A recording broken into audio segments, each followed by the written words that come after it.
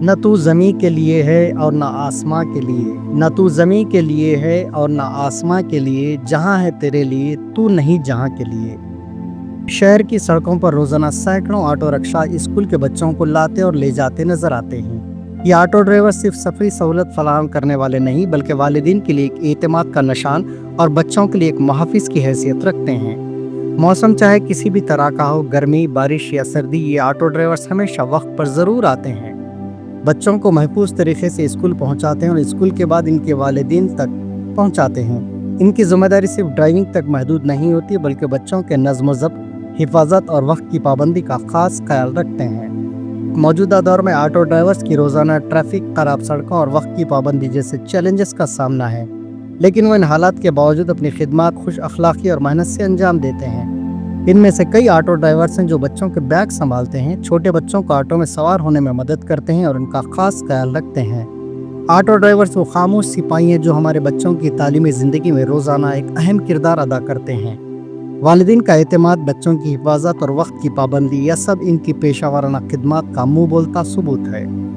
روزنامہ اعتماد کے نمائندے نے ایسے دو آٹو ڈرائیورز سے گفتگو کی جو نہ صرف طلباء بلکہ والدین کا اعتماد اور ان بچوں سے ترغیب پا کر اپنی اولاد کو بھی اعلیٰ دینی اور دنیاوی تعلیم سے آراستہ کر رہی ہیں۔ سید محمد کا شمار ایسے پیسنجر آٹو چلانے والے ڈرائیورز میں ہوتا ہے جو اپنے کام کو جذبہ سمجھتے ہیں۔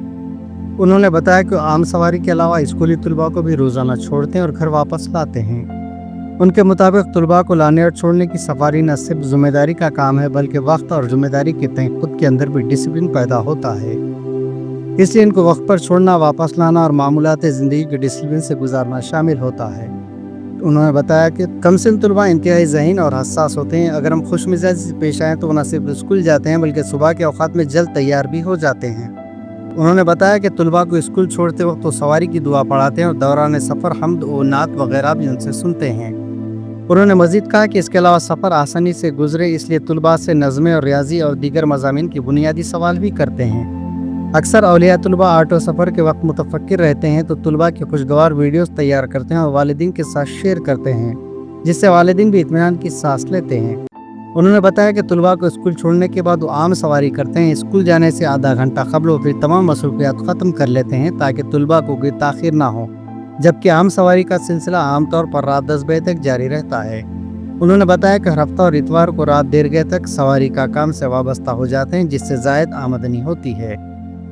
سید خورشید کا شمار ایسے محنت کش اور علم کی قدر کرنے والوں میں ہوتا ہے جو پیشے سے تو آٹو ڈرائیور ہیں لیکن اپنی اولاد کو اعلیٰ دنیاوی تعلیم سے آراستہ کرنے میں کوئی کسر نہیں چھوڑتے۔ انہوں نے بتایا کہ وہ معاشی تنگی کی وجہ سے اعلیٰ تعلیم حاصل کرنے سے قاصر رہے۔ وہ گزشتہ 15 سال سے آٹو ڈرائیونگ کر رہے ہیں۔ عام سواری کے علاوہ اسکولی طلباء کو لانے اور چھوڑنے کے کام سے وابستہ ہیں۔ ان کے مطابق اسکولی طلباء کو چھوڑنے اور لانے کے کام سے خود کے اندر ڈسپلن اور اپنی اولاد کو اعلیٰ تعلیم سے آراستہ کرنے کا جذبہ پیدا ہوا۔ انہوں نے بتایا کہ الحمدللہ ان کی ایک دختر دکن کالج آف نرسنگ میں سال اول میں زیر تعلیم ہے، جبکہ ایک دختر اور فرزند اسکول میں تعلیم حاصل کر رہے ہیں۔ ان کے مطابق جہاں اسکولی طلباء کو وقت پر لانا اور چھوڑنا انتہائی ضروری ہوتا ہے، وہی ٹریفک پولیس عملے کی ہراسانی کا بھی سامنا رہتا ہے۔ انہوں نے مزید کہا کہ وقت پر پہنچنے کی غرض سے بعض مرتبہ اسپیڈ ڈرائیونگ ہوتی ہے۔ ان اوقات میں ٹریفک پولیس عملہ کوئی انسانی ہمدردی کا مظاہرہ نہیں کرتا، جبکہ شہر کے مختلف علاقوں میں اور دیگر پڑوسی ریاستوں سے آنے والی ٹریول بسوں کے ساتھ پولیس کا عملہ دوہرا رویہ کرتا ہوا نظر آتا ہے۔